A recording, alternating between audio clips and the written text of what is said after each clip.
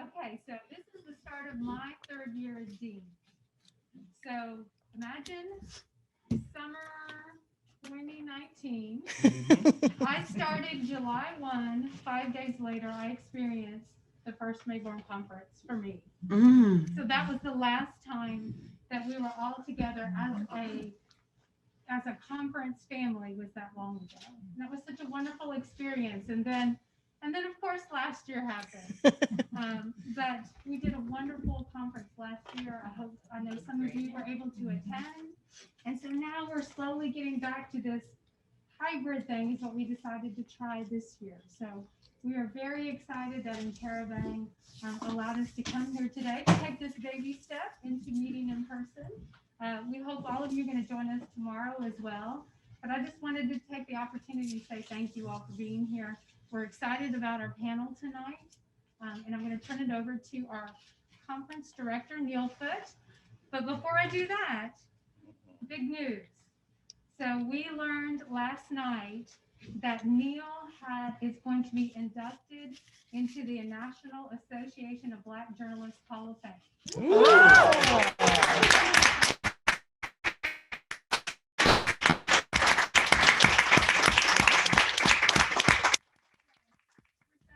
It's so well deserved, such a wonderful honor. And so we're excited that he's a part of our school. So thank you again, and I'll turn it over. Congratulations. Well, thank you very much. Humbled, honored, and feel old. But, like, what does that mean? Now, welcome. It is great to see everyone here. This is our 17th Mayborn Literary Nonfiction Conference. Some of you have been here every step along the way, and some of you are new to our family. Welcome all the way around.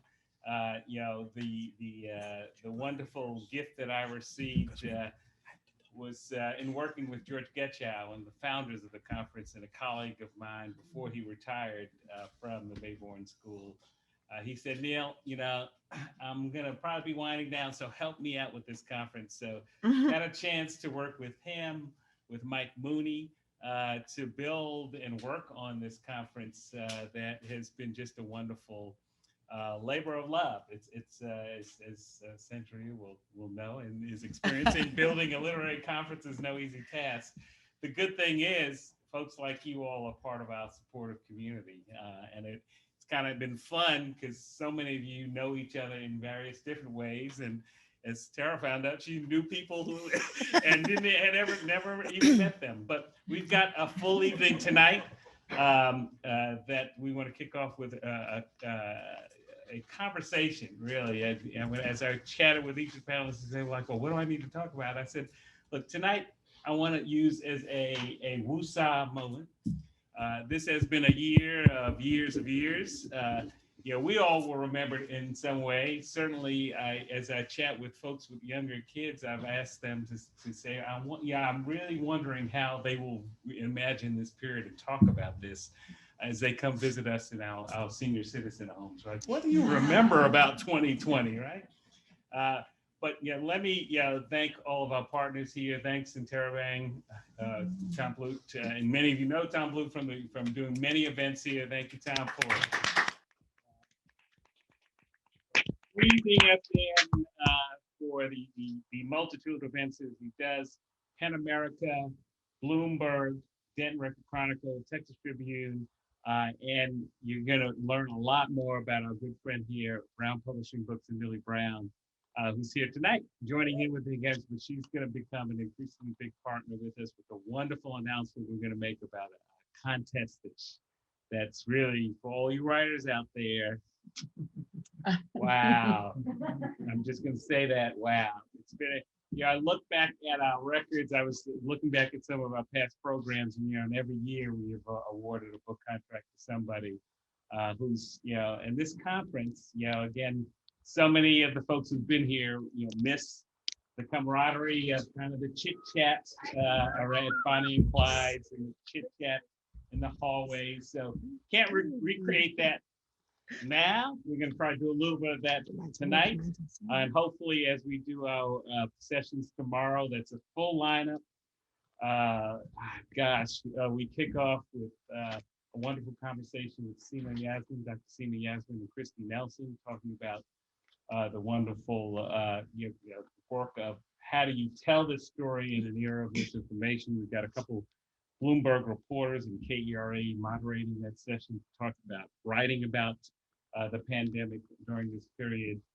We've got Denise Brown, the wonderful Washington Post reporter and author who's done a wonderful coverage of the 100th anniversary of Tulsa, not only written about it, but also did a documentary on it. Eli Saslow, whose book Voices from the Pandemic just recently came out, talks with a couple of our students who have also written about the pandemic, and many, many other sessions along the way, including a wonderful conversation with Chris Boyd and Senator Connie Mack, the retired senator who wrote a book, Citizen Mack, that really talks about how do we survive in a more civil world. So I'm going to shut up, because it's not about me tonight, it's about our wonderful panelists. And I want to pass it along to Sandria Faye, who many of you know, has been around Dallas for the last several years. You've seen her somewhere, probably not only at this one, but the old and Terabang. She's a wonderful friend of the literary community, now a wonderful friend of the Mayborn Conference, and director of the Dallas Book Festival, teaches over at SMU, and she's going to moderate our panel tonight. Thank you, Cynthia. Thank you, Neil. And do you guys need this? No, that's just what I'm for. Oh, okay. So please talk into the mics. We are. Oh, no, they're not. Live. Is yours on? Are yours? This one is. No, it's just Yeah. for recording. It's just for recorders. No Yeah. one. Okay, so then I'm gonna look stupid on it. Please edit that. Okay, good evening, and thank you all for coming out. I'm so excited to be here. And congratulations, Neil. That is amazing. Welcome to the Black journalists. That is exciting. When Neil asked me to do this, sometimes I forget that I started out as a journalist. In Houston, I wrote featured articles on athletes for a weekly newspaper there. And I was always a freelance writer, so I just forget about that sometimes. I think first I was getting paid $0, and then I still have a copy of the check, the first check that I received for reporting, which was $35. So it's a labor of love. But let me introduce you to the panelists. I'll give a short introduction because I want you to hear them and what they have to talk about and the reason that you're here. Next to me is Kurt Eichenwald, and Kurt is a New York Times bestselling author of 6 nonfiction books. His second, The Informant, was made into a movie starring Matt Damon and directed by Steven Soderbergh. In addition to his distinguished work as a senior writer at Newsweek and a contributing editor at Vanity Fair, Kurt spent 2 decades as a senior writer at the New York Times, where he was a 2-time finalist for the Pulitzer Prize. He is also a 2-time winner of the George Polk Award, as well as the winner of the Payne Award for Ethics in Journalism and an Emmy Award winner nominee. Kurt, I have to ask you if there's still later, if there's still ethics in journalism. Next to Kurt, we have Sarah Heppala. We've sat on this panel several times, even in the other store. Sarah is the author of the best-selling book Blackout and whatever she happens to write next. Her essays have appeared in the New York Times magazine, Elle, Bloomberg, Business Week, The Guardian, Salon, Texas Monthly, where she is a writer at large. She lives in East Dallas, where she enjoys listening to Xanadu soundtrack and playing her guitar. And I'm leaving. This is taken from my website. I didn't know it was going to be. So seriously, I guess Outed as a Xanadu fan. I'm the only person here that, and I meant to look that up, Sarah. Okay, it'll be a treat for later when you're driving home. So tonight, it's an amazing soundtrack, really on my way underrated. home. And she says she plays her guitar poorly, but I doubt that. I bet she's very good at it. She contributes short personal essays to NPR's Fresh Air, when she drums up the courage and is hoping to give birth to a healthy 8-hour podcast this fall. Oh, yeah. I was about to. I was gonna say, you look great. I was like, whoa.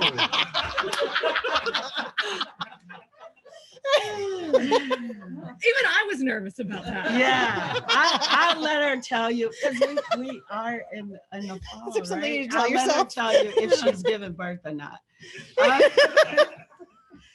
She never knew she was a cat person until she got a Oh, God, cat. it keeps going. It's on here. It's on here. Your background is so much more interesting than mine. I didn't win as many awards. I had to fluff it up. Jokes. And then I'm just gonna say what might happen if she got a dragon. Yeah. But anyway, the one thing I want to mention, the Texas High, she didn't even have it on her bio, but the Texas Highways magazine just received 26 awards for the annual International Regional Magazine Association. And half of those awards belong to Sarah. And so I'll move on to Tara Haley on the end there. And Tara is an independent science health journalist, author, professional speaker, and photographer with 2 decades of reporting experience under her belt. Her work has appeared in the New York Times, National Geographic, Texas Monthly, NPR, Washington Post, Scientific American, Politico, Parents, Self, old magazines, all of these are my favorite, and Wired, and even more. Sarah's the author of The Informed Parent Vaccination Investigation and a dozen children's science books. So please. See, but you didn't include the part from my website about owning 4 dogs and 10 rats and a bearded dragon. You left out the interesting stuff. Since I already know Sarah, I figure I could just go ahead and say that. I've also given birth twice, and I believe in nothing in journalism, just to get that out there. And so since we just met, I figured I'd let you tell them about that. But anyway, the thing that we're here for is to talk about writing during this year, continuous pandemic.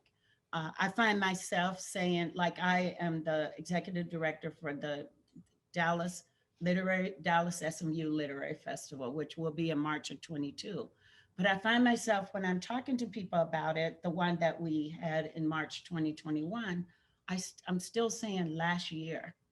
And I feel that we've been living this year and last year for about 10 years, it feels like, or something. And I know that it has affected my writing. I don't think I've published anything since July this summer, July, maybe it was July last year. I don't know.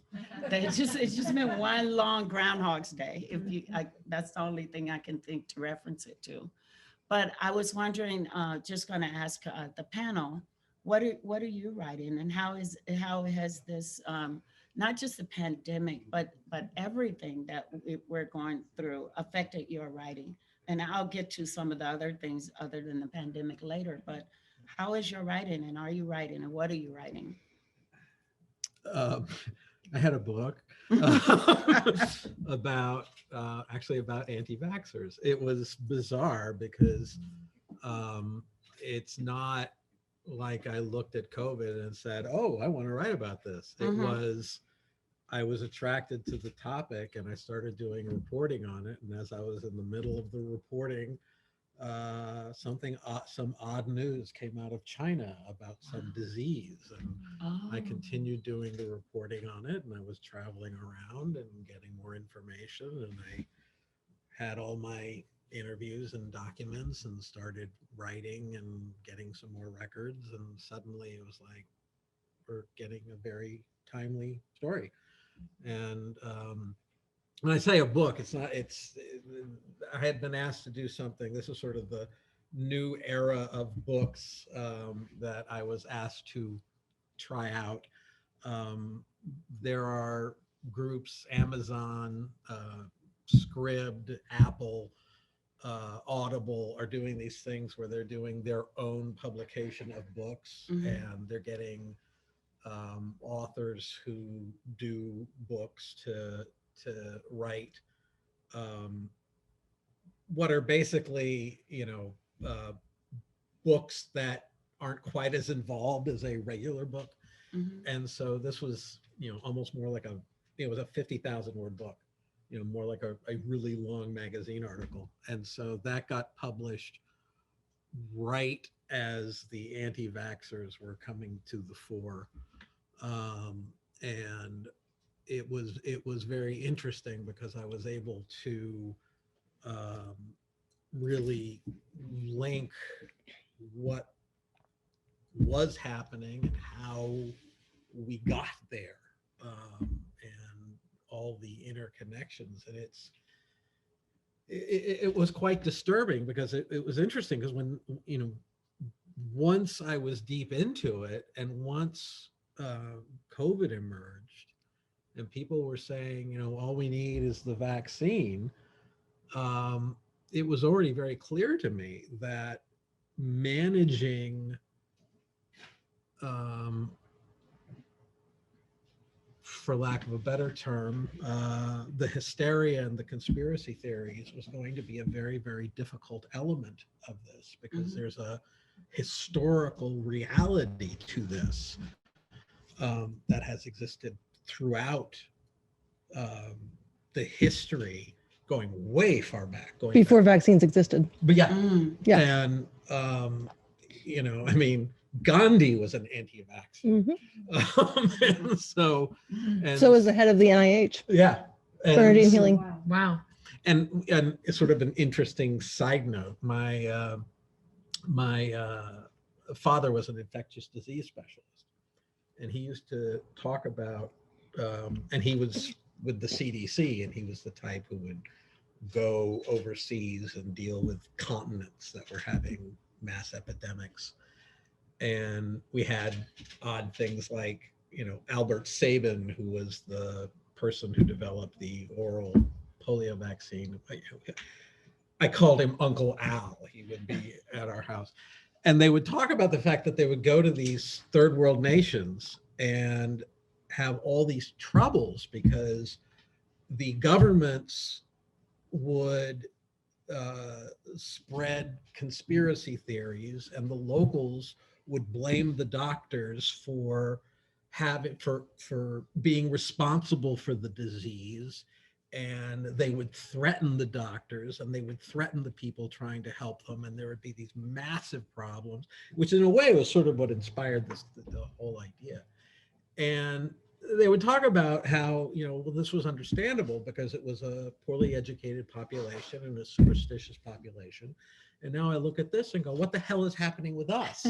We don't have that excuse, except now I think we are an undereducated population and a superstitious population. Anyway, that's what I've been doing. Okay. Sarah, have you gotten the courage to write during this year or publish? Well, yeah. So what I was thinking about was, right before, I'd been struggling to write my second book for a million years, for a long time. And I was struggling it was about being single and being in my 40s, but I was looking for like the right frame for it, the thing that was going to snap all the stories into place. So right before the pandemic hit, I was like, I've got it. It's going to be about travel. It's going to be, we're all too disconnected and we need to reconnect with each other. And I was like, I was furiously writing. And then the pandemic hit and it was like, oh God. And so that book went on the shelf for a while. And, I had to get to the business of supporting my, like doing the hustle, the freelance hustle. And so, with my back, I became very interested in, I wrote about how the pandemic was shaping online dating, which was a story that I had been following for some time. I'd been writing a lot about online dating, and all you could had heard about was the endless churn of it, and nobody wanted to commit, and it was going too fast. And, it had accelerated to such an extent. And then there was this like giant wrench that got thrown into it. And it was really fascinating to see what happened when you kind of slowed people down and they started to connect.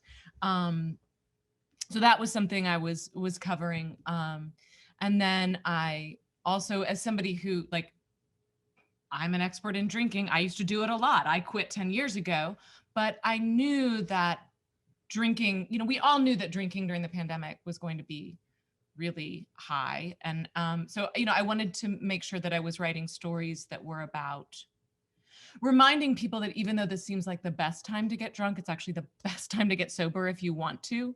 When you're trying to quit drinking, there is this fantasy that you have that the world would just stop so that you won't miss all the parties. And the stars would kind of magically align to make that the moment. So anyway, I wrote stories that I wanted to speak to that. There was also this explosion of like non-alcoholic drinks. And so those were two of the things that I was working on. And then I started working on a podcast, in part because I was very interested in that medium. I really wanted to learn how to tell that kind of story. I think I felt pushed by some of the journalism into a kind of pro-con thing, like a lot of stories felt like I had to kind of like take a side. What do you think? And I had been drawn to stories that, were kind of complicated. I wasn't sure how I felt about them. I wasn't sure what side I was on. And I was interested in doing the kind of lengthier, more complicated journalism that I had been drawn to when I was reading, magazines back in the 90s. And I felt like podcasts were doing that. So anyway, I spent a lot of time working on a podcast, which is coming out. It's the joke that I made about giving birth to an 8-hour podcast in the fall. It actually got pushed to December, but it's about the history and cultural impact of the Dallas Cowboys cheerleaders, funny enough. Cool. And so I've been working on that for several months. Oh gosh. So I'm a science journalist. And guess what my specialty has been for 12 years? I'm not joking. Vaccines and infectious disease. That has been my specialty. Something like 5 or 6 years ago, I think it's still online somewhere if you look far enough back, but there's this lovely description of me in about 20 years standing on a stage in the rain with a black umbrella, sitting next to Bill Gates and Paul Offit, who invented the rotavirus vaccine, apologizing to everybody for killing their children because I was pushing vaccines. That's one of the nicest things about me online. I'm very well known in the anti-vaxxer circles. Lovely people. Oh yeah, they are. I know them very well. They know me very well. I live in Bedford, but my mail all goes to Arlington, where my parents' house is, because that was an address that was already so entrenched online that I couldn't get it off. And that way I only get threats at their house instead of my house. I don't talk about my children on social media. So I've been immersed in that world for over a decade. And that's, my book is partly about that. So when the pandemic hit, the funny thing is in January 23rd, I returned from a 10-day trip in India where I was reporting on their national immunization days. I was there with Rotary, tracking the polio vaccinations that were going on. And I get back January 23rd. I had thyroid surgery on January 30th. And then, next thing I know, like the next week or something, I was more plugged into all of that. The woman who broke the news about the pandemic is a friend of mine, Helen Branswell at Stat. And so I was already very plugged into all that going on, and I was already starting to write. And I am one of these people who I do really well in a crisis. I thrive in crises. My now husband and I, before we were married, were in Peru for an 8.0 earthquake when we were backpacking one time. And like when the earthquake happened afterwards, we both just jumped up, grabbed our first aid kits. We're like walking through, like that's when I'm doing well. It's later when it hits me and I crash. And so for the first, for February, March, April, it was a blur. Like, I don't remember anything. I was writing furiously. I was blocking on Twitter furiously. I had several articles that went like ultra viral into the millions, and I wrote about masks. And I still to this day have people taking screenshots of my stories and sending them back to me now on Twitter. It's lovely. But I was right in the midst of all of that. And I was also talking with all of my friends. My friends are infectious disease and vaccines reporters, and we're talking about all of this. The irony is that back in 2019, I was going through a rough patch with some professional work, and personal stuff were going on at the same time. A source that I'd been working with for 2 years, whose boys were deeply abused, killed herself. And my dog died, and I had health issues, and all of that happened at once. And I remember saying to a friend of mine on the phone, I said, I feel like I'm becoming so irrelevant with my vaccines. I haven't been able to write a vaccine story in so long. I don't want my editors to forget about me. And I look back on that now. I wasn't going to become irrelevant. And so that was through April, and I'm a daily writer. I'm very much in the grind. I write for Forbes. I was writing for the Times. I was, just all the, churning stuff out. And then somewhere around June, July, I hit the wall, and I was really struggling. When I say really struggling, I mean, I would have a 4th glass of wine as I entered my 5th hour of playing Animal Crossing at 2:00 in the morning. Okay. Like I was not doing well. And I was also frustrated. My friends and I feel like we've all been suffering from what I have termed Cassandraism. Because we have all been saying "told you so" for 18 months now. And it doesn't, just pick a topic, pick anything related to the pandemic. If you go back in my tweets, someone asked me a year and a half ago, when will this end? And I said, if we're lucky, maybe 2022. And they were like, I don't want to hear that. And I said, well, you asked. And so the frustration of being a public health reporter for all those years and knowing what to expect and having knowing the history of the 1918 flu and the previous pandemics and knowing about the anti-vaccine movement and the vaccine hesitancy and all the complexities of it. It was maddening to be watching all that unfolding. But it was also very disillusioning because even though we all knew that we weren't ready for the pandemic, anybody who reported in public health knew that. I don't think we realized how much we weren't ready. I have been losing my religion for 18 months with the CDC. The CDC used to be the premier organization. I've had a fellowship at the CDC. I know people on a first name basis at the CDC. I, would text people. And now the CDC, I look at it and it might as well be something out of a developing country. Like it's the largest, I just, watching how they bungled the tests in the beginning and other mistakes that have been made along the way, and knowing people on the inside and the ones who were not able to do their job that I knew very well, that I was really frustrated, but then the ones who were, it was just, so that's been a whole very disillusioning experience. So I went onto social media, went onto Facebook and wrote in one of my science, like women journalism groups, I was crying by the time I finished it. Like, is anybody else feeling like this? And I just kind of like dumped all this. And one of my editors saw it and was like, do you want to write about it? Which is kind of, it's like, I can't write. You want to write about that?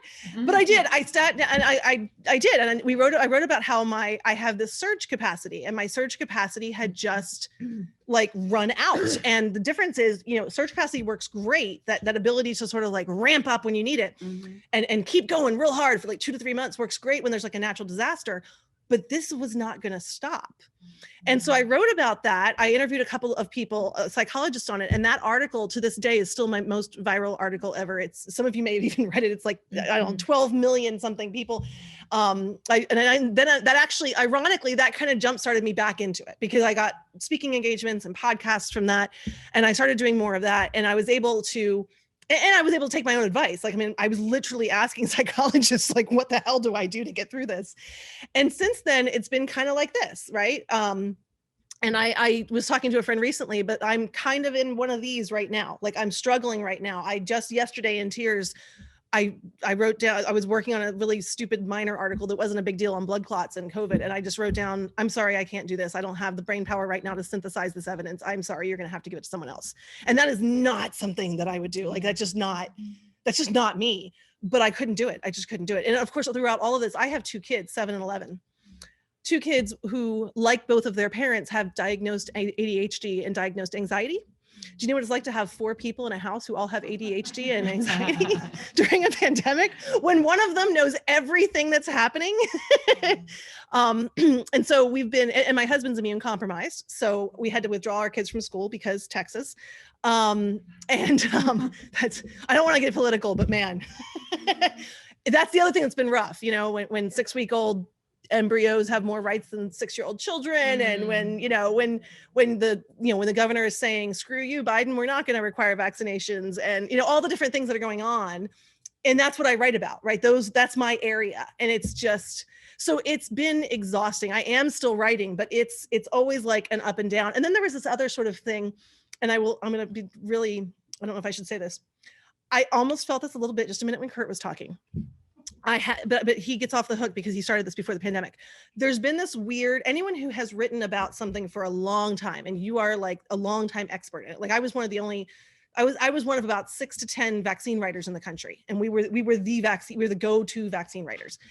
And when the beat that has been like your micro niche beat for over a decade, all of a sudden becomes the beat that everybody is writing about, there's this, I don't know how to describe it. It's this professional, what do you call it when it's like, no, it's mine, you know, there's this like possessiveness or something.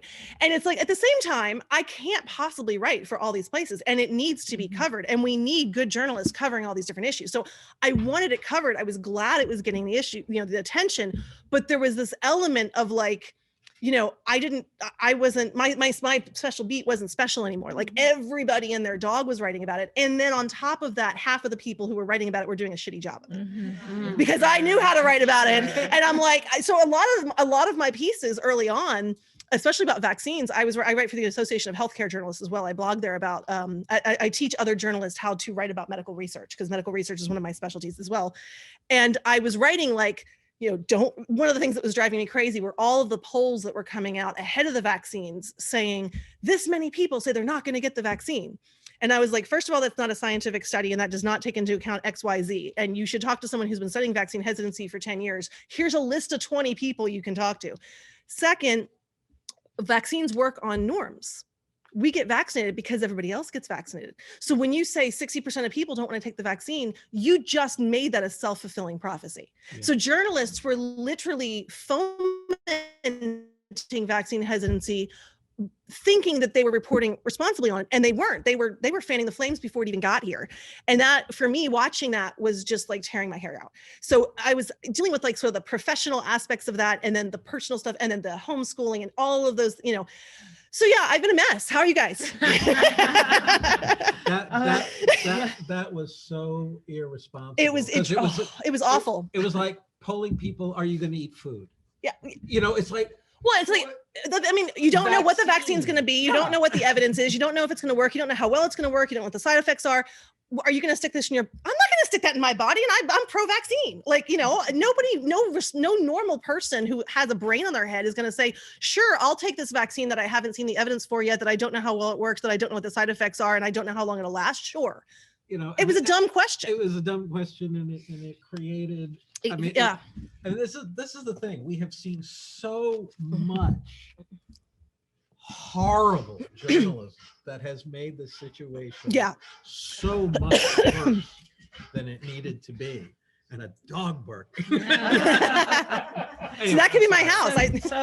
Just to tag on to that, because we're speaking about writing and the challenges that we've had. Listening to you, Char, that may be one of the things that happened to me. Well, I haven't been writing, but what have you learned from all of this? Not necessarily, but also you can speak to the what have you learned about writing about the vaccine or the pandemic, but what have you learned about writing, period, like hitting the wall or not, or like you having to say, I can't do that. I just can't write that. And I know I've had a deadline for. Some of it is, interestingly, I was actually supposed to sign a book contract right at the start of the pandemic. And I kept holding off because I didn't know where things were going. And then I finally was like, it was about women scientists. I was supposed to sign a book contract on women scientists. And I finally just said, I'm not going to sign it because I didn't know where things were going to go. And that was a good decision that I made, because I would not have been able to write that story or that book. I knew already that I had to pace myself, and I had my ups and downs. I also knew, and I've told people this so many times until I'm blue in the face, writing, you can't go through the motions with writing. I used to teach high school. You can go through the motions with high school. And I was a really good high school teacher, and I loved teaching, but you could show up feeling like crap and get through the day and still pick your paycheck, right? As a freelance journalist, I only get paid for what I write, and I can only write it if my brain lets me write it. And I can't go through the motions of writing it. One thing I have done is I've tried to switch to things that I can do more on autopilot. Like I do a lot of writing about medical research. If you were at my house right now, I have a stack this tall of JAMA and New England Journal of Medicine, MMWR, like all these studies. And so those are really easy for me to write quickly and without thinking hard. And so I would switch to doing some more of those for a while. I worked only with editors who were who were understanding, and they really were. And I realized that I'm just going to have to miss deadlines. I had to accept what where I was at and have to renegotiate those deadlines, or sometimes just say, okay, I'm not gonna be able to take the story. But I also learned like ways of, I was always a night owl. I would usually go to bed around 4 a.m. I'd usually go over to Bishop Arts and write at Wild Detectives, and then I'd hop over to the tavern that was around the corner, and then I'd go home and finish writing, and then I go to sleep. And that shifted all the way to like 6 or 7 a.m. My schedule right now, I go to bed like between 6 and 8 a.m. right now, and it's not great, but it's because that's the only time I can write. So I had to shift more fully into when I can write, even though it's not very convenient for my editors or the rest of the, every editor has my husband's cell phone so that you can text him when he needs to wake me up, and I have to send my edits. So, and I also figured out, how to tell when it was coming, like, trying to see, okay, I'm starting to feel this, I need to back off on those kinds of assignments. I told my National Geographic editor, I need a couple of weeks off. I can't do another story for you for a couple of weeks. At the same time, I then went back to her, and I'm now working on 2 stories with her that are really sensitive, nuanced. I'm probably going to get absolutely vilified on Twitter and piss off a bunch of people, which is kind of that's the normal state of things for a journalist anyway. So, but I have to sort of measure that. And the same with social media, because social media plays a big part of it. Twitter became far more important during the pandemic for me as a writer than it ever had before, because I was following all these epidemiologists, and I was able to get the information I needed rapidly and find the sources I needed rapidly. But it also meant I was exposed to what you're exposed to on social media, which is a lot of vitriol and all, so trying to limit my social media and figure out where my limits are on that. And all of that's still a work in progress. Yeah. But I think there was a lot of introspection on all that. Sarah, what about you? I know, like, I never drank at home, but I found myself turning off my video while I was on Zoom, and drinking during the Zoom meetings and afterwards. And so how did you learn anything about yourself with that, or something that could have helped us with because I not only was I doing it, I got many texts and messages about other people who were, and everything as well, and some people that forgot to turn off theirs. Well, I can tell you that I am so glad that I quit drinking before the pandemic, because I was a solo drinker, and I was a secret drinker, and I was I would have been, I think it would have been disastrous for me. And I would have loved not to have to look the clerk in the face when you ordered the next bottle of wine or whatever, but to be able to deliver it. Yeah. Like all of that would have worked way too well for me. So, I mean, what did I learn about myself during the pandemic, God, and about my writing? I mean, in a lot of what Tara just said also applies to me. I've had to say no to things. I also felt a real paralysis at some point, Oh, yes. I felt overwhelmed by what was going on. And I felt that at some point, it felt like my full-time job was following the news and trying to understand the news and understand the world. And there was absolutely no way I could comment on it.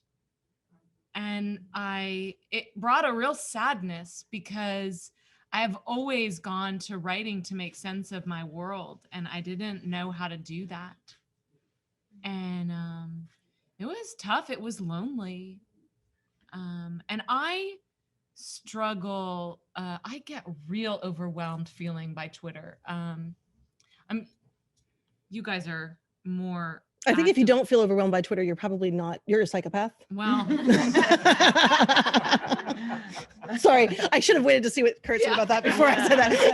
Kurt's really good at it. I find Twitter amusing. Yeah.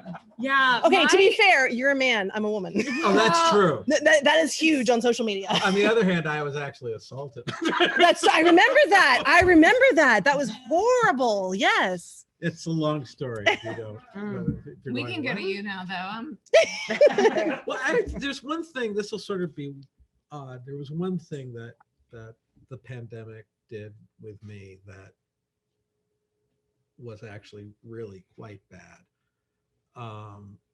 which is that it crushed a a lot of my respect for journalism. By which I mean people like you were doing great jobs. But I'm with you all the way on what you're about to say. We were going through something that was easily the most historic thing that has happened in our lifetime. And I think you would have to go back to World War II to find something that is equally as historic. And it was treated as almost a numbers game. You know, you saw the little number ticking up. Well, let's just start with Texas. You know, how many stories do we have? You know, we're going to have masks in school. We're not going to have masks in school. We're going to have masks in school. We're not going to have masks in school. We're going to have critical race theory is going to have. We're going to have transgender. What the hell are you going to do? We're having a bunch of people die. Hey, governor, what are you doing? Does anybody ask the question? It's like it's not happening. Sorry.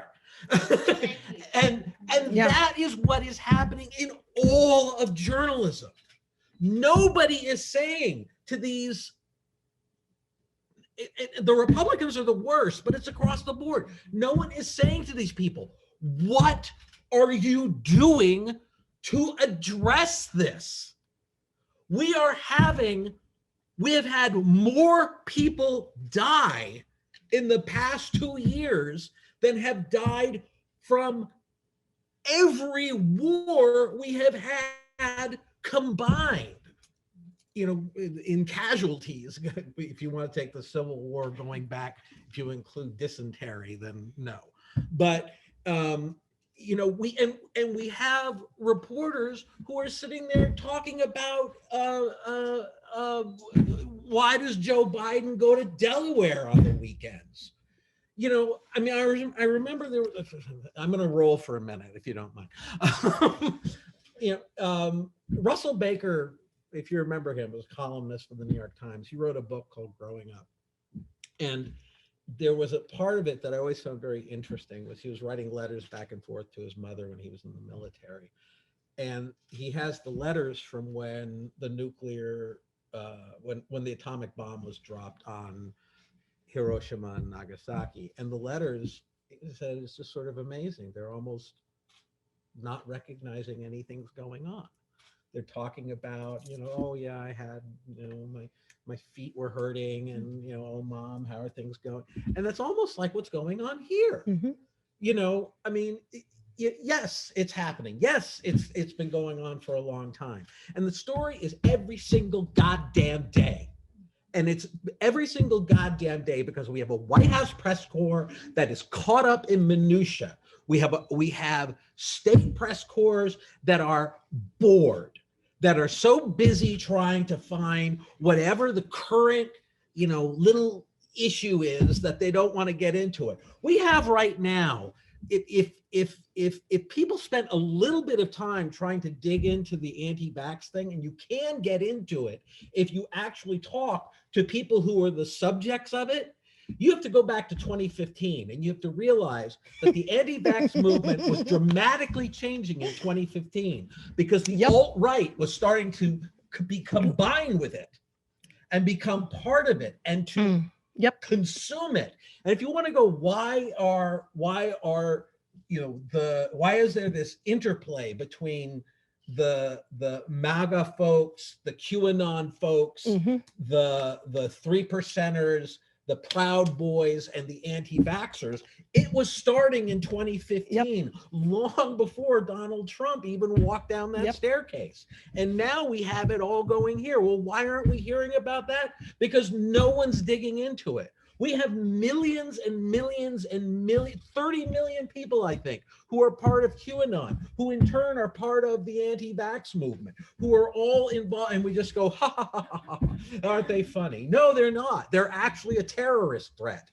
If you go back and all of these things are interconnected, and we're not doing the reporting. And the people who did that are still in office. Yes. Yeah. One of the things I got to do was it 8 weeks ago or so? I wrote, I don't know if you saw it or not, I had an op-ed in the New York Times called "This is the moment the anti-vaccine movement has been waiting for," and I outlined that entire history from 2015. I lay it all out, how it all came about, and why it came about. It started with Disneyland outbreak that happened in December of 2014.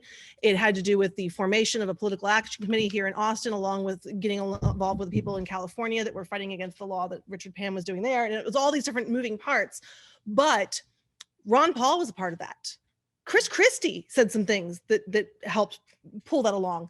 Tons of people who are still in office right now. Jonathan Stickland, who just finally got out of the office. Boy, he was a treat. He was mine, which is ironic of it all.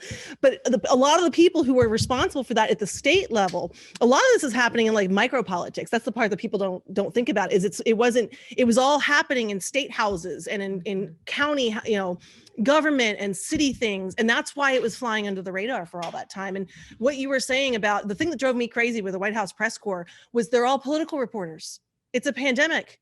Get all the goddamn science reporters in there. Yank out all those political reporters. They are not science reporters. They are not health reporters. They are political reporters, and political reporters report about this guy and that guy at each other. And that's not how science works. It's and history it drove right me now. crazy that, it just drove me crazy that we were hearing from political reporters reporting on it and not science reporters. And there's also Sorry, I didn't mean to. No. I'm sorry. We're I'm both with on you. a roll right now. Well, and that's throughout all the screaming. Well, all the screaming you're doing is what we were throughout so much of the pandemic. I would say to my friends, I feel like we were all being gaslit. That's how we felt. It's infuriating. We felt like we were being gaslit. That I mean, again, just a simple question: what are you doing? Mhm. What are you doing, Governor Sorry, Abbott? Sarah. What are you doing? I'll tell you an Abbott story. I have written this on Twitter repeatedly. It's true. I keep writing it because I don't have an outlet in Texas to write it, and I keep saying it because it's like, guys, I'm a friggin' investigative reporter. I'm not just saying this. Governor Abbott in May of 2020 was given a report here from consultants who were, somebody please FOIA these people who were given a report by consultants to the state of Texas. Here is how to open the state of Texas. Nice and effectively, that will limit the number of people who will get sick. And it entailed best practices, which would have been very slow. And he had his little task force. It was full of lots of little businessmen who didn't like that because they wanted to open up lickety split because they thought it would all go away. Especially Colleyville. Yeah. Colleyville was a huge part of that. Yeah. And so what they do? They Right next door said- to me. They threw it out, they fired the consultants, and they said, we're opening right away. And they did, and deaths in Texas started flying off the handle. Mhm. That is a fact. That happened. I have written it and written it and written it, and nobody ever picks it up. You see, but I think part of what drives me crazy is I feel like what frustrates me and hurts me right now is that people don't care. No. I think it's not just that people won't look at it, it's that either they're too exhausted or, I mean, the Trump years were exhausting on their own, just trying to keep up with everything that was happening and all the levels of destruction that were happening in so many different spheres. You just couldn't, there were too many balls in the air. And now people are just worn out. They only have enough room for outrage about things in their own little life, which is why I think we're seeing that come out in these mask wars and stuff, because people are just lashing out and I think they're just hopeless. They've just given up. And that's for someone who's a journalist, especially if you're a journalist, investigative journalism, public health journalism, the kind of stuff you do with culture, all of those relate to trying to help people be more introspective and vote more civically and thoughtfully. And it's like, nobody gives a damn anymore. The other thing is that so much of this has, the words that have not been used enough? Community spread, which is what things like masks are all about. Masks are not about, keep me safe. I mean, they are Moderately. And people go, well, masks are not 100%. It's like, yeah, I know. They're not. Nothing is. Nothing is. Vaccines aren't. And what masks are about is about limiting community spread. So if I have a mask, but if I have a mask and you have a mask and everybody has a mask, community spread drops dramatically. And the one thing I've always thought, people are, well, masks don't work. I've always said, well, we should have CBS News. Everybody put on a mask, spit in a wall. just spit, and then talk about how this stuff works. That the reason why they didn't think masks were necessary at first was because they thought coronaviruses, which is another big mistake, calling it the coronavirus. It's a coronavirus. A coronavirus. We've already got It'd be 4 like of them. calling it the dog, as opposed to it's a dog. A coronavirus is a type of virus. I'm sorry, I'm just going. So we can see, I can tell you what you were going to say is that Yeah. up until now, this was the first coronavirus that was spread where the spread occurred before symptoms occurred. That had not happened with previous coronaviruses. And that's why I got vilified on Twitter with my mask article, because my first article was saying we don't need masks. Because at that time, based on the evidence we had, based on the spread that existed, based on what we knew, at that time, we didn't know that there was asymptomatic spread happening. And we also didn't have any evidence saying that this mask would protect me. It would only protect other people. So if there's no asymptomatic spread and this only protects other people, no, there isn't a reason to wear a mask. And yes, we need the doctors to hold on to them. But then you had droplets, and then you had and I changed I wrote my article. I was like, this is not true. Now it's this, but I still oh my God. But that's the thing. It's like, but that's how science is. People don't understand how science is a moving target. It's so we can see that. Sorry. Sorry, I apologize. Yeah, we can see that these journalists are passionate about what they write about. And so but I'm this mostly sort of, passionate about journalism's failure I should not be having to be yelling about this. Yeah, and also we can see we haven't been getting out much outside of our mask, having an opportunity to talk, which sort of leads me into my next question. Which should be all right. Sarah. Yeah, Hopefully I can come back to you, Sarah. But what right during the middle, when we didn't know what was going to happen with the pandemic, we were all home watching TV. Thought we could ride it out. And then we just sort of gets into politics and journalists and communities, the public also taking one side. Everybody has a side, right? But right while we were at home watching TV and our kids were home, we had the opportunity to watch, we almost was forced to watch a policeman put his knee on George Floyd's neck until death. And so then we started to write about police brutality, and racism came to the forefront again, which hadn't been at the forefront since the 60s. Like summer writers was like they were writing like in a wail, yelling about racism, and nobody believed them. And so now you have attached to the pandemic racism, and now which is itself a public health issue. I think a lot of people don't realize that. And banned books, and now we're going into women's rights and all of that. Critical race theory. Critical race theory out of context, also by journalists as well. Yeah. So I just want to ask about the ethics in journalism, and where I know that the three of you are ethical and passionate, but we can also see what side you're passionate about.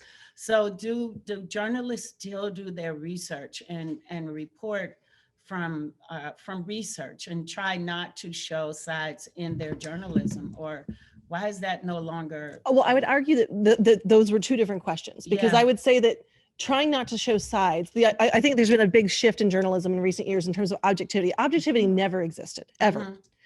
Mhm. The trick is know what your biases are and try to overcome them, and then be fair. Because if I was to report equally on both sides, then I would give 5 quotes to the anti-vaxxer for every 5 quotes to the doctor, and that's Right. false balance. We can't do that. Mhm. So it's a matter of making sure you try and overcome your own biases and do due diligence. I'm working on a story right now about myocarditis and vaccines, where I'm doing exactly that. I'm talking to like 7 different pediatric cardiologists because I'm worried about my own confirmation bias. And I think that journalists don't take that time anymore. I think, and there's lots of reasons for that. Part of that, I think, is social media and the rapid, the 24-hour news cycle, the lower barrier to entering journalism, which I don't think is a bad thing on its own, because it's enabled a lot more diversity in journalism that we desperately needed and didn't have. But part of that diversity has been now anti-vaccine people have their own, megaphones. The Proud Boys have their megaphones. So it's this double-edged sword kind of thing. And so the good journalists still do all that. It's just that, are the good journalists the ones that people are reading? That's, I think, the bigger issue. And then bring into that all the issues related to journalism, financial aspects, right? Because who's paying for the New York Times or the Washington Post? No, they're all watching their local network, and the local network is beholden to whoever's paying them money to run, what I'm saying? So you're not getting good news out there. Fox is, just saying whatever they're saying so there's all these different moving parts. And I think it's not so much that journalists have abandoned ethics. I think it's just that ethics got trampled in the process, in the midst of all of it. And some of us are still, it's funny you bring that up, because I just listened to a Radio Lab episode about Billy Sipple, who was the man who stopped President Ford from being assassinated. He was right next to the woman who was holding the gun, and he, put her hand down and became a national hero for 2 days, until he had this good friend named Harvey Milk. Harvey Milk didn't let any good opportunities go to waste. And Harvey Milk outed him to one of the local papers, and then eventually the LA Times took it up, and this man's life was just destroyed, right? He'd moved to San Francisco because his family didn't know he was out.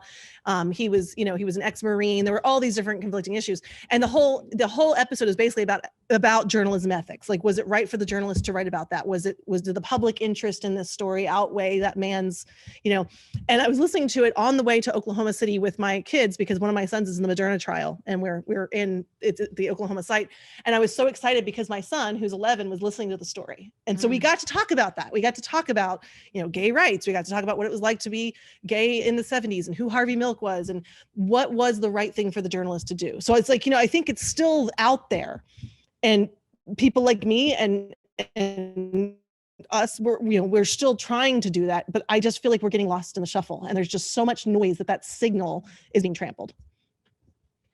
Anything, Sarah? That was a good rundown. Yeah. I go ahead.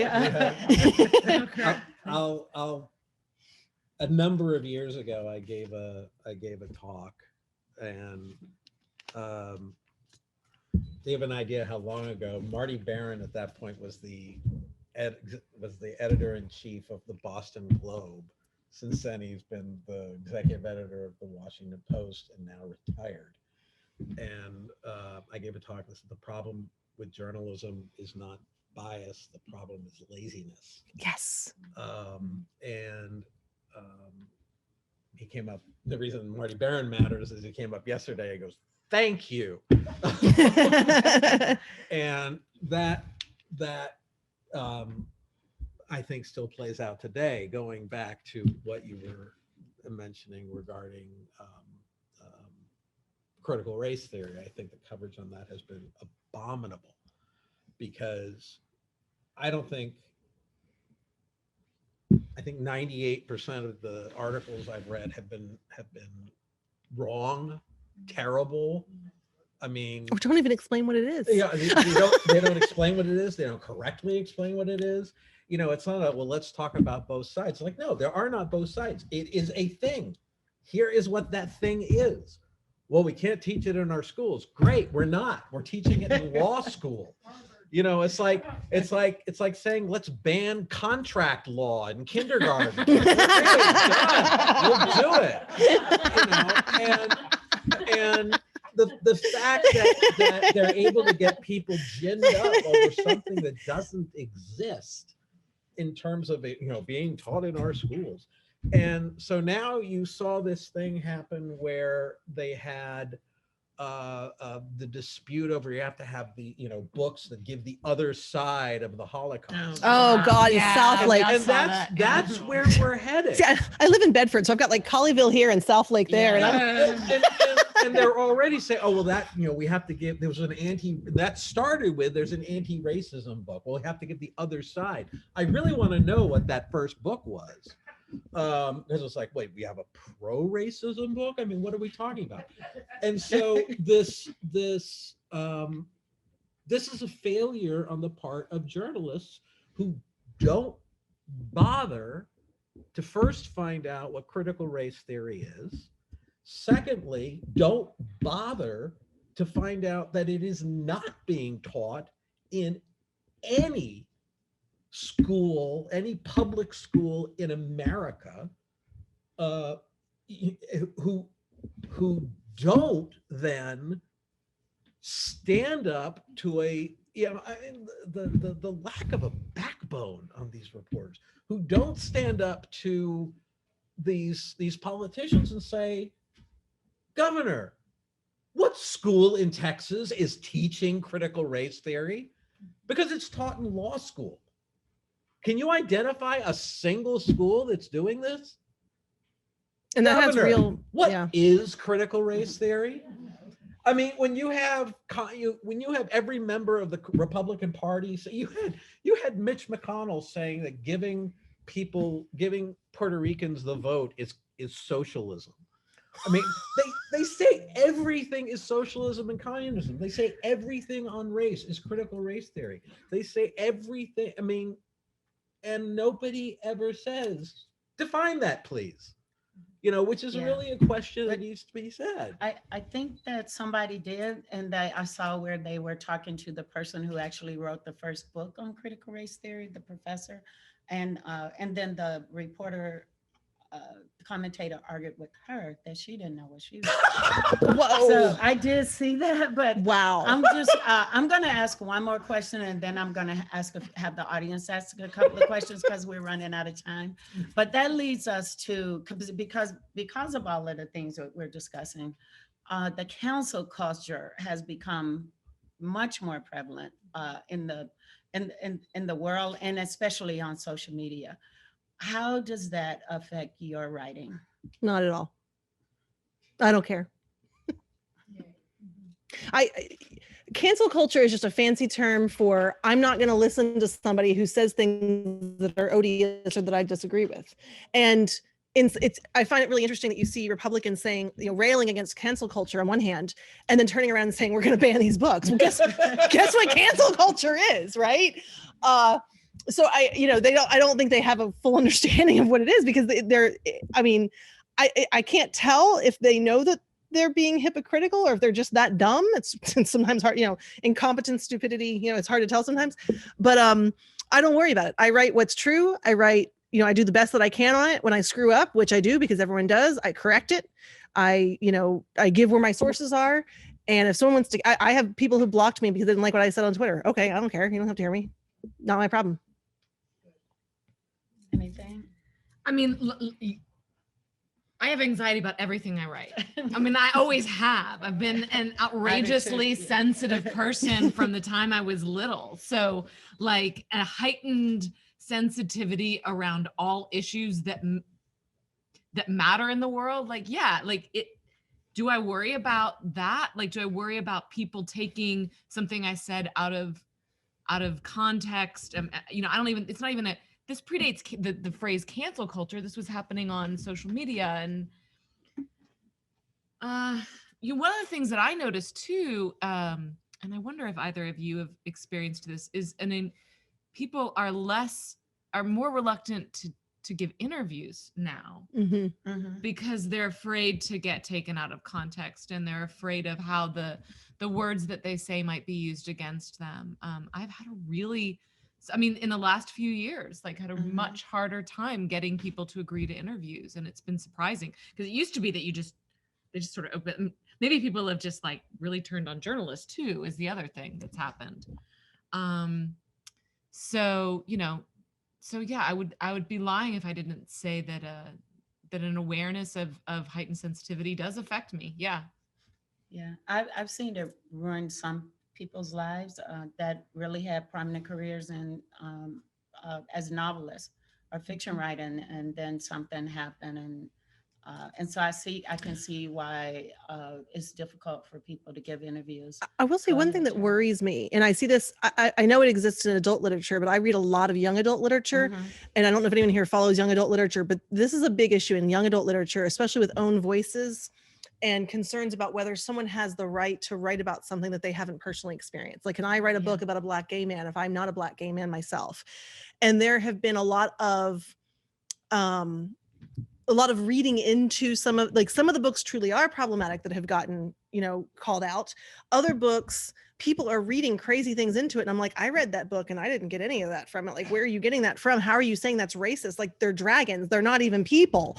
And so I, as someone who has been aspiring to write in young adult novels, it does worry me there, because I am at the top of the privilege pyramid. The only notch above me is white males, right? I'm cis, heterosexual, financially decent white woman, so I do worry about, am I going to be taking the place of someone else's voice, for one thing?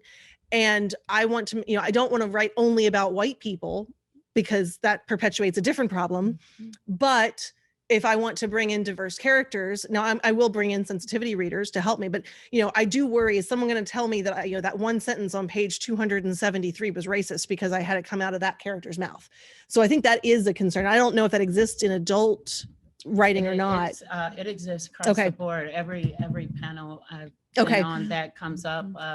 Even recently, journalist Jim Schutz here in town, and then a journalist. I interviewed one of the journalists that wrote the Forget the Alamo, and that was because both of them are white males writing about other cultures, and so their take. I mean, it is tricky. It is, and I know that when I get a manuscript from a white friend, I know that they just like, will you read this for me?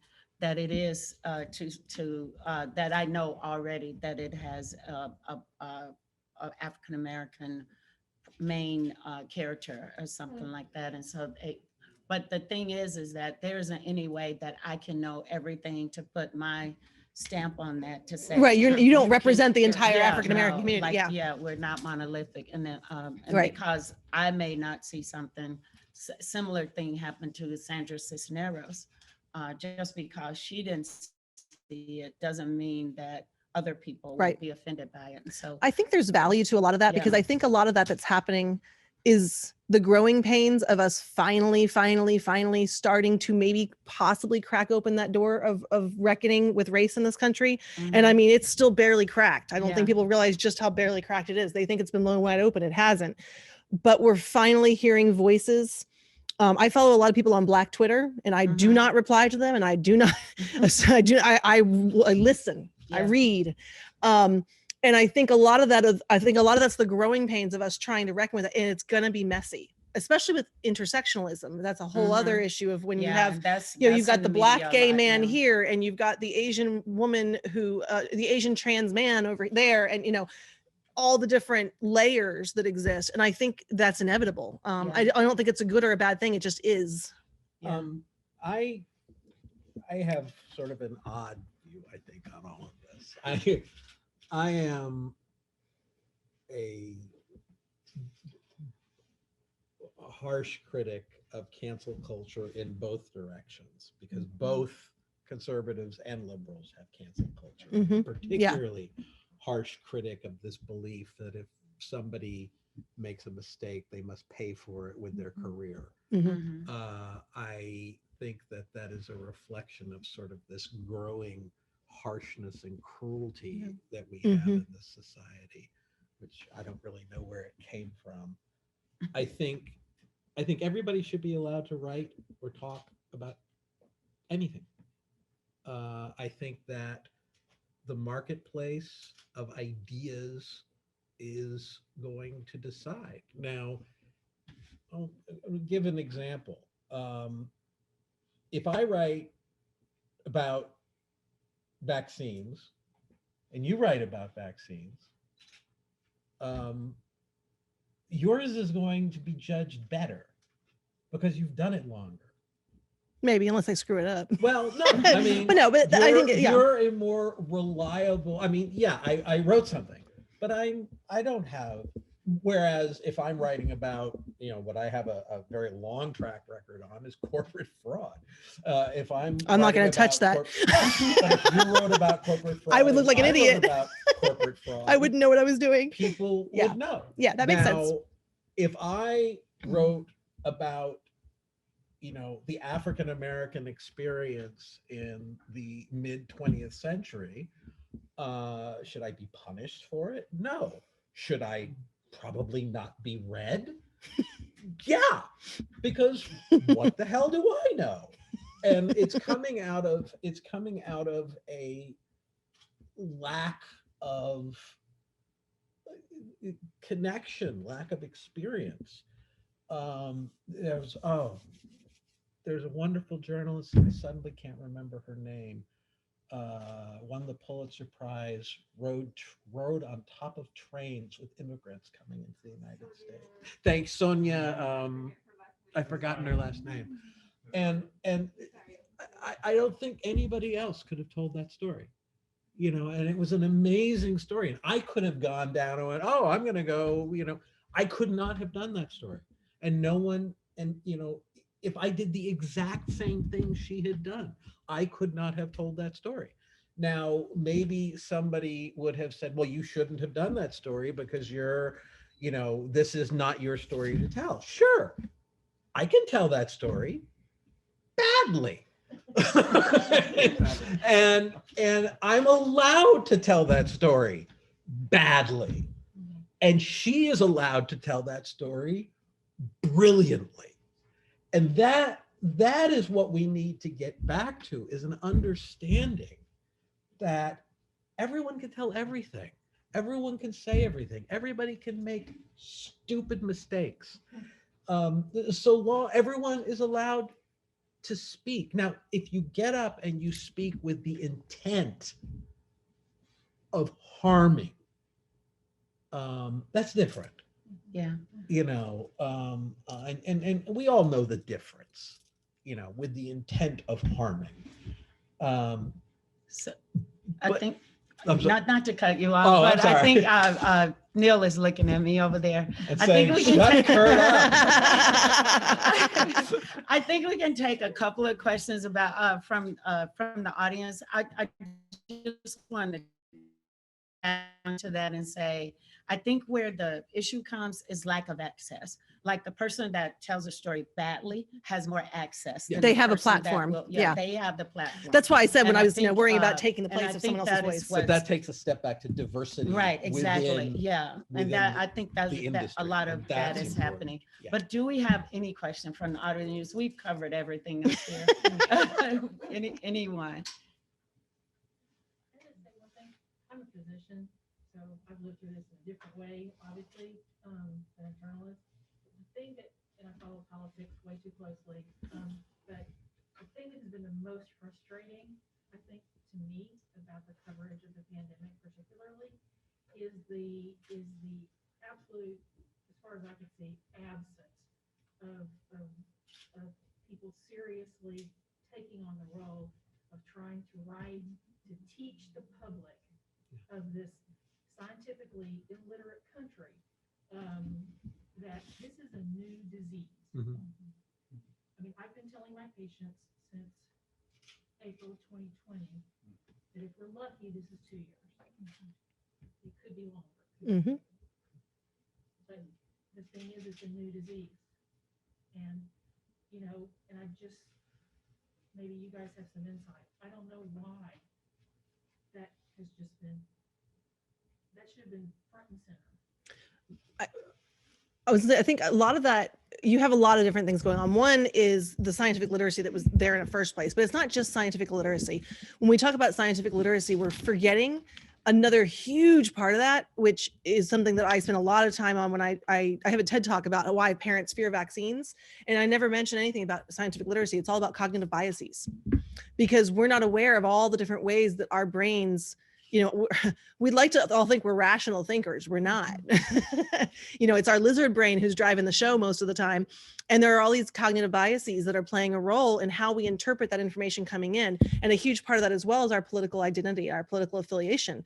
And if your political identity becomes wrapped up in a particular belief system, then, and that belief system takes on statements that are not factual, then when you state the factual statement, you're attacking their identity. Boom, they've shut down. You've lost them. You have to find another way in, because you have already lost them. And when we started having Trump downplaying this repeatedly, And it became part of their identity to believe that this was no big deal. This was nothing more than the flu.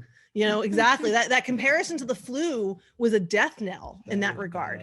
And, you know, there's a lot of people were really hoping for a lot from Biden when he took over. You can't undo the kind of things that Trump did in terms of like the way it seeped into people's brains. You can't undo that. And it's frustrating. But a lot of people have been trying to get that across. It's just, again, they're not the ones people are watching. We live in such a diverse media environment. People can choose their diet now, and a lot of people choose a junk food diet of news. I mean, how do you go when you've had a president saying it's the flu, it's the flu, it's the flu, to saying no, it's actually more like a vascular disease. Yeah. You know, there's a reason why people are losing their legs. There's a reason why people are losing their kidneys. There's a reason why people, you know, and it's like, to make that leap, you just basically have to say, no, what the president of the United States was telling you for a year was absolute idiocy. It's nothing like the flu. And there's also the problem that I've described this. I mean, we've all heard about politics as being watching the sausage getting made. And I've been talking about science that way recently and saying, you know, science has always been this iterative self-correcting process where there's jumps and starts, and we think hydrochloroquine might work, and then we think it doesn't. And then when here's a signal, we'll follow that study. Okay, now we know it definitely doesn't work. That's how science has always worked. That's, you know, I go to all the medical conferences. I see all the little iterative steps along the way. Most of the public doesn't see that. So right now, all of a sudden, the science, you know, the sausage factory of science, everybody has had their noses pressed up against the glass, and they've never seen one before. They didn't even know what a sausage was. They only had a hamburger, you know? And so I think that's a big part of the problem. And a lot of us, meaning science journalists, we've been trying to explain along the way that science, but you can only make up so much, you know, you can only make up for so much lack of understanding. Mm-hmm. On top of that, the number one underlying foundation of all of science is uncertainty. Mm-hmm. That's, people think science is that's right, that's wrong. That's never been what science is. Science is a process, and it's a process that relies on the fact that we are uncertain, and we move more toward a direction of certainty this way or less uncertainty that way. And during the pandemic, we had nothing but uncertainty, and uncertainty is a very uncomfortable place to be. If you're a scientist, you're used to dwelling uncertainty. The average person's not used to dwelling in uncertainty. So to try and convey these things that are uncertain in an uncertain time, when they're also worried about their kids and their finances and their job and all these other things, I mean, their brain shuts down. They only have so much cognitive ability to take that in the first place. I mean, so you have all these things kind of working against you, and it's challenging. So the last thing, I'll just give you a final statement from me. I've talked enough. I'll let Sarah go. Okay, Sarah, let's start with you. I'm very final proud statement. to be on this panel. Very well-informed science writers. I am clearly not one of them. But what I admire, Sarah, is that you're finding a new avenue for yourself with the podcast, and with doing that along with maybe like not instead of writing, but yeah, just all storytelling. but just right? a new way of storytelling. Yeah. Mm-hmm. Anything else? Any final statement? We do have a question Oh, okay. from our folks who are watching via stream. Oh. So say hello to everyone. Hi guys. Here in Texas, so feeling everything you are saying. It's not that we don't feel the outrage when we read your articles. So do you think part of the problem is that people don't know what to do with their outrage? Yes. Or are Yes. afraid to act? We can vote, of course. Yes. But we need action now. So how do we organize our outrage for impact and do it safely in times of violent animosity, parens, and all these Texas guns in parens? Is this from the perspective of a citizen or a journalist? I don't know. I assumed it was a reader of journalism. From the way it was. I totally agree with that. I do think that's a big part of it. I don't know what I can do. All I can do is write.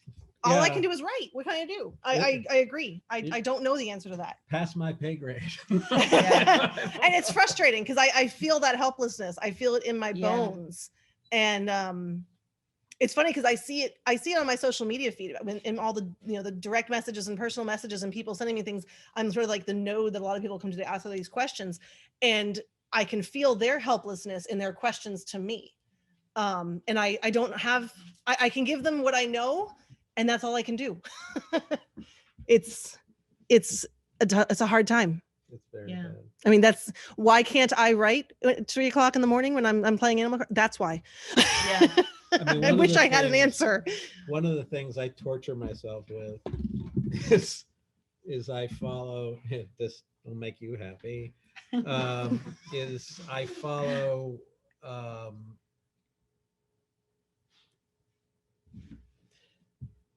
the QAnon people, the 3%ers, the Proud Boys, the neo-Nazis, the white supremacists. They all talk to each other online, and I know where they do it, and or places they do it, and I read them, and they are getting, you know, in December it was real clear that something was coming, and that's why when people were saying, you know, oh, we were shocked on January 6th. I went back and sort of sent my tweet out from December 10th going, we're building up to something again. And I don't think it's necessarily going to be something involving the election. I actually am quite concerned that we're building up towards something involving healthcare. And I don't know what. Are you talking anthrax or what? I don't want to say specifically, but I think that the more, is this broadcast, how far does this broadcast go? It's on the World Wide Web, my friend. Okay. Assume it can go to anybody. And I'm not going to give anybody any ideas if they haven't thought of it, but there are lots of threats being issued. There are lots of people who have family members who are dying, who are, you know, they can't blame the people who are lying to them. They can't blame the people.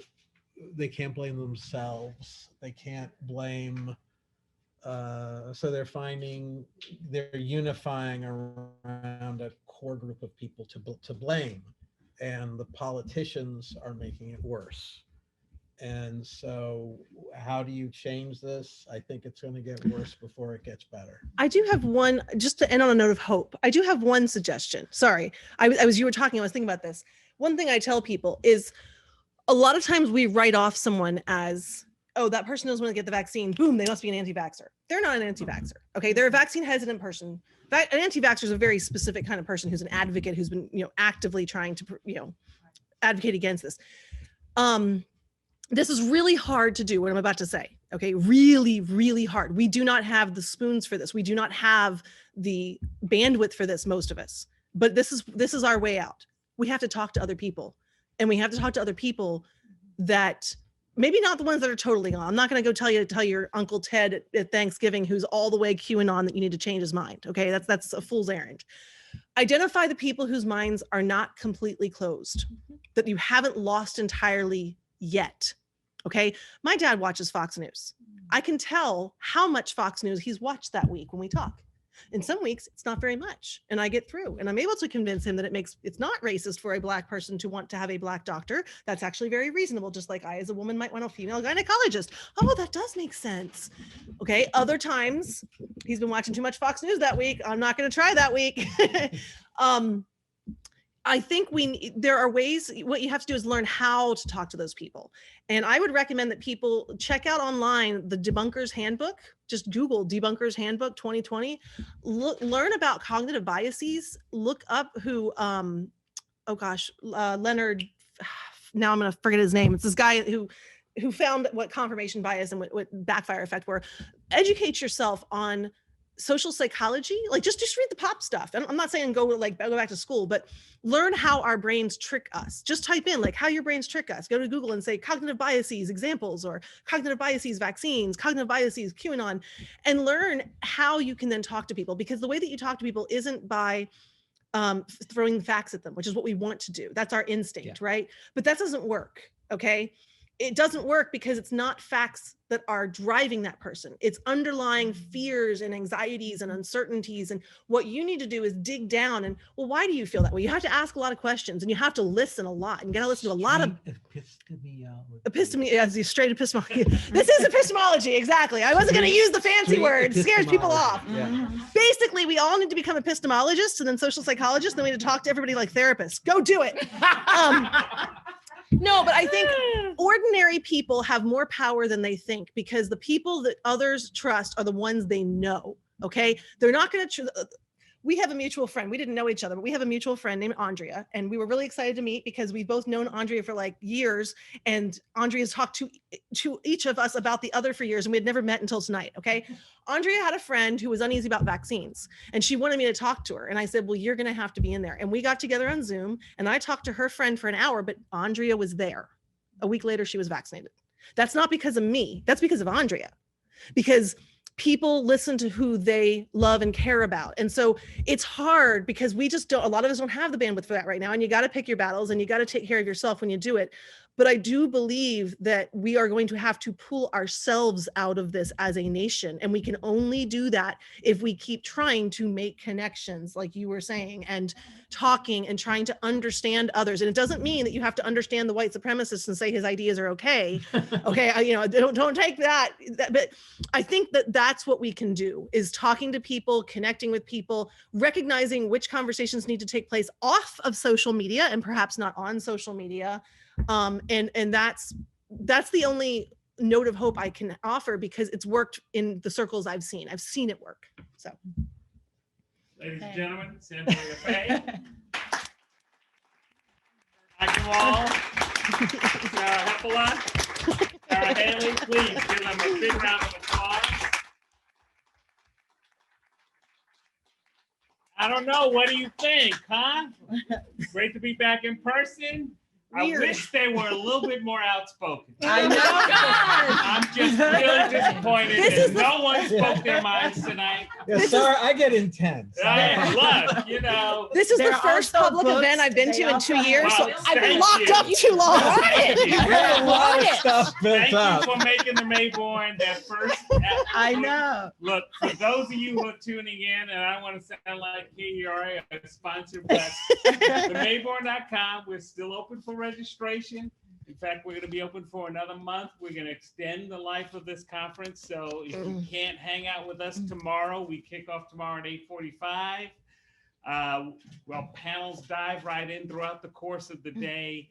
Again, content and conversations. And, I've had the lucky opportunity to be a fly on the wall on all of our conversations that we've had for all 10 of them that we're going to have for you over the next day. And they're really just fascinating. This is the tip of the iceberg, Mayborn.com. So please give these folks a round of applause. If you have not gotten your vaccine or your booster, please go do it. I wore my antibodies today just for all of you guys. There you go. These are antibodies. All the way to the next. And guys, let's and people online as well. Now that I know all that Neil goes through, like, let's give him a round of applause for putting this together for us.